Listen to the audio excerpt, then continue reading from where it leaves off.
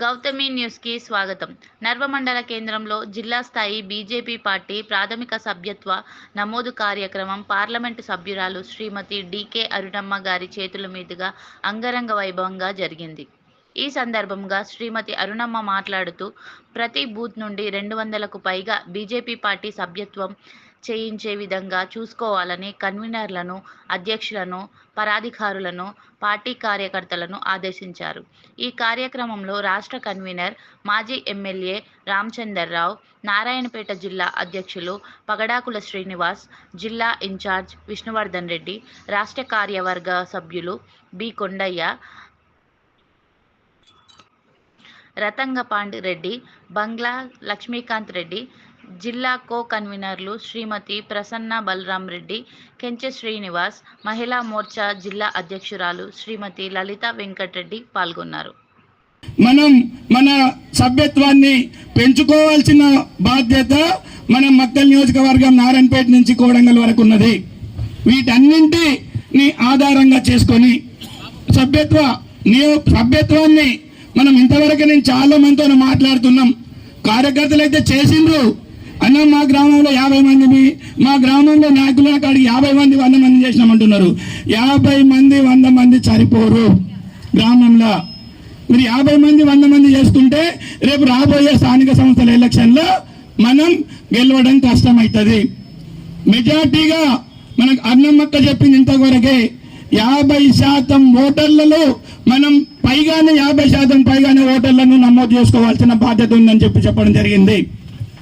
ఈరోజు గ్రామంలో ఒక నర్వనే తీసుకుంటే ఇక్కడ దాదాపుగా 2500 నుంచి 3,000 ఓట్లు ఉన్నాయి.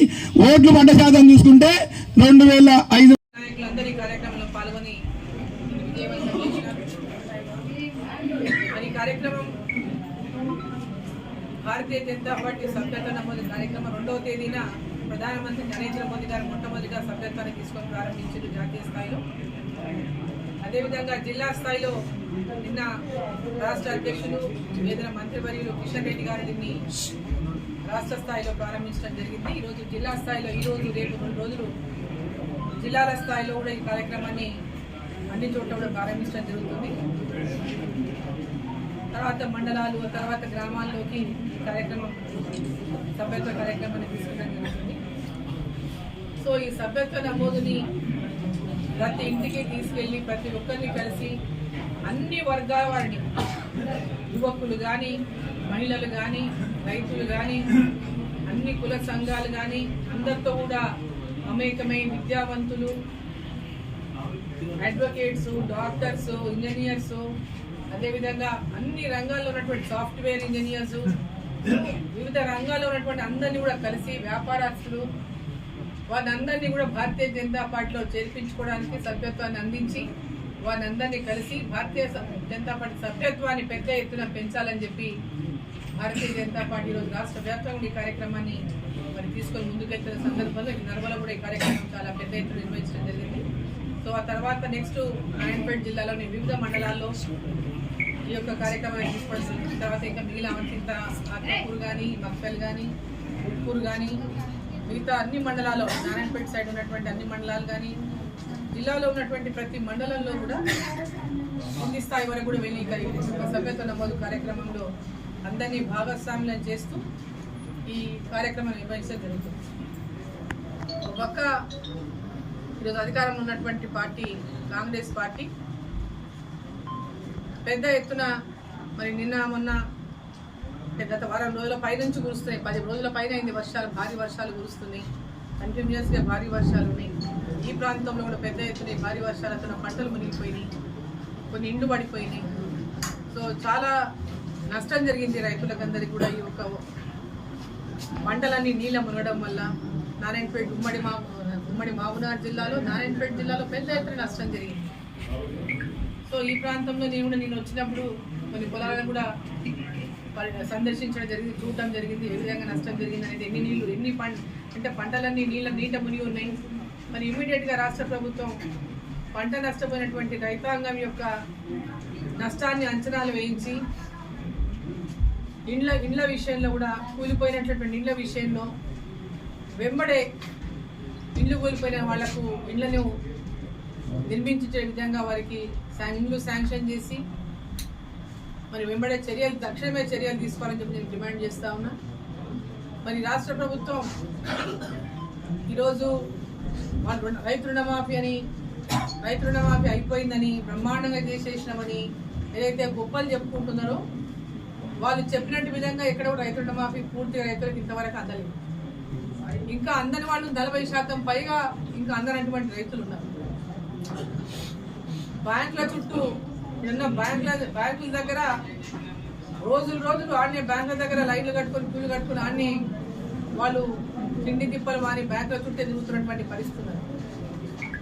సో ఇప్పుడు రైతు రుణమాఫీ అనేటటువంటి పథకానికి అనేక నిబంధనలు పెట్టి రైతులకు ఎన్నికల ముందు వాళ్ళు ఇచ్చినటువంటి హామీ ఏదైతే ఉందో ఆ హామీని నెరవేర్చకుండా